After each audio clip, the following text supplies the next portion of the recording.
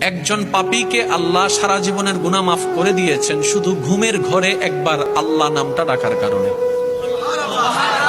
আরেকটু জোরে।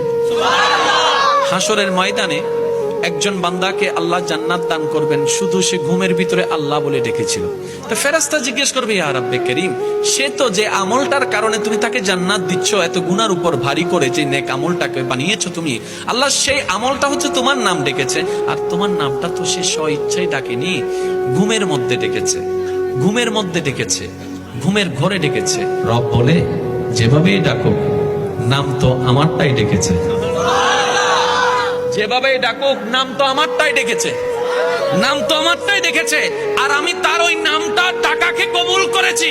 ও ফেরেশতা, এক পাল্লায় সেই নামটার ওজন রাখো, আরেক পাল্লা তার সারা জীবনের গুনাহকে রাখো। সেই দিন হাসরের ময়দানে ওই একটা নাম ডাকাটাই ভারী হয়ে যাবে। সুবহানাল্লাহ।